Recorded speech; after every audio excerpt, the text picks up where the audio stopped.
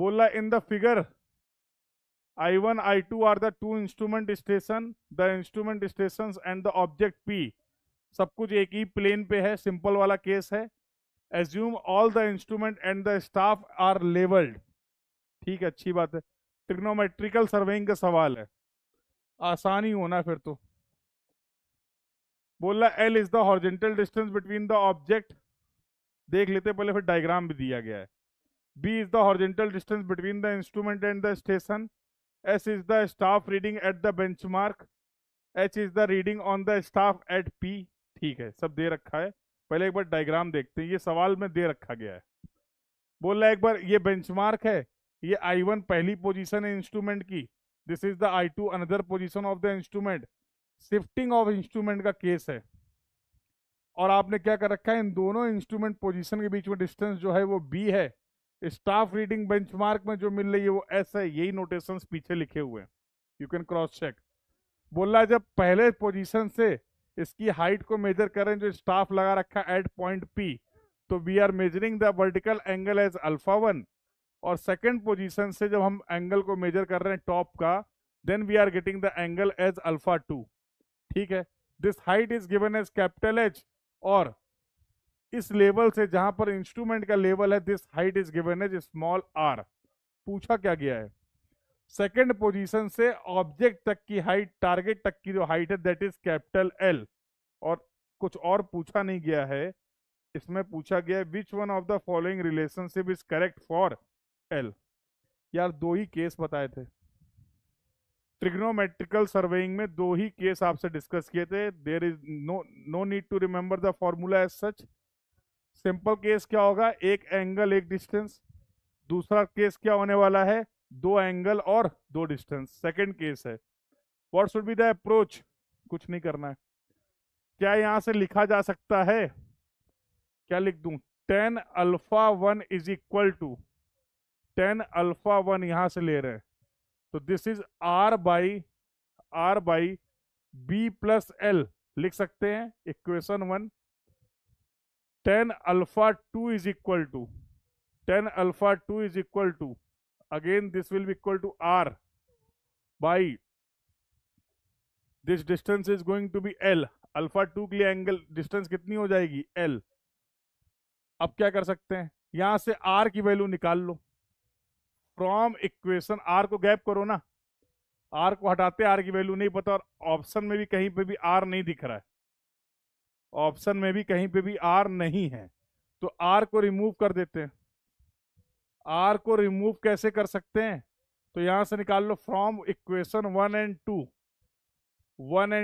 एक 1 से r की वैल्यू निकलेगी, कितनी आ रही बताओ, ये आ रही b प्लस एल tan α1, और यहां से r की वैल्यू आ रही है l tan α2।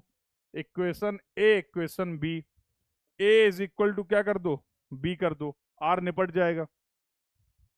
यस और नो, तो यहाँ सब मैं ही कर दूं, चलो भाई कर देते हैं।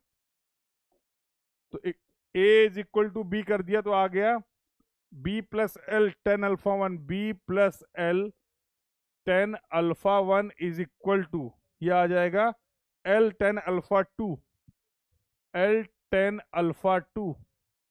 अब इसको अरेंज करना है, now you can arrange b tan α1 plus l tan α1 is equal to n tan α2। देख लो पहले किस फॉर्मेट में पूछा गया है। ठीक है, α1 α2 सब रहेगा, क्या कर सकते हैं, just you need to rearrange the term.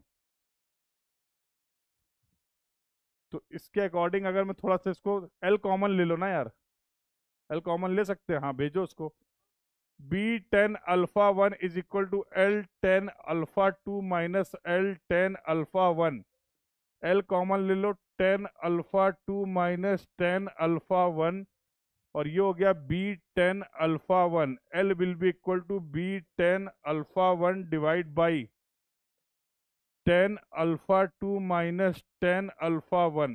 ये होना चाहिए ऑप्शन में कहीं ना कहीं, b tan α1, b tan α1 10 alpha 2 minus 10 alpha 1, 1 minus 2 नहीं है, अल्फा 2 माइनस ऊपर 1 है, B 10 alpha 1 10 alpha 2 C, C कुछ नहीं करना था। करेक्ट आंसर क्या आ जाएगा? C will be the correct answer for this question. देख लो, दो एंगल दो distance, just rearrange the term, you will get the 2 mark. बताओ भाई। तो अगेन जो लोगों ने सेशन को बीच में ज्वाइन किया है, मैं उनको क्लियर कर दूं, ये सिविल इंजीनियरिंग का पेपर नहीं सॉल्व कर रहे हैं हम लोग। दिस क्वेश्चन पेपर, ये जो क्वेश्चंस आपके आए हुए हैं जियोमेट्रिक्स इंजीनियरिंग में आए हुए हैं। मुद्दे की बात जो है और जो इम्पोर्टेंट बात है यहाँ पर मैं मेंशन करना चाह रहा हूँ, ये सारी चीजें आपने सिविल इंजीनियरिंग में पढ़ रखी हैं। सर्वेइंग का आपका पार्ट है और वो सारी चीजें यहाँ पर अप्लीकेबल हैं। सर्वेइंग सिविल इंजीनियरिंग में आपको 4 से 5 नंबर का हार्डली देखने को मिलेगा, और इसका पूरा का पूरा सेक्शन एक काम कर जाएगा आपका B1। ठीक है, ये सभी सेक्शन सभी क्वेश्चन गेट 2025 के B1 के ही हैं। और अभी तक की अगर मैं बात करूं, we have completed 10 questions of your last 2025 geometrics engineering. अभी तक ऐसा कोई एडिशनल कंसेप्ट बहुत इंपॉर्टेंट नहीं आया हुआ है। Whatever we have covered in surveying उसी से सॉल्व हो जा रहा है। तो from this now I hope you can clearly understand कि कैसे आपका सेकंड पेपर की अगर चॉइस की बात किया जाए, जियोमेट्रिक्स कैसे आपके लिए इजी ऑप्शन हो सकता है as compare to the other subject, other papers. Clear है? और सवाल करोगे?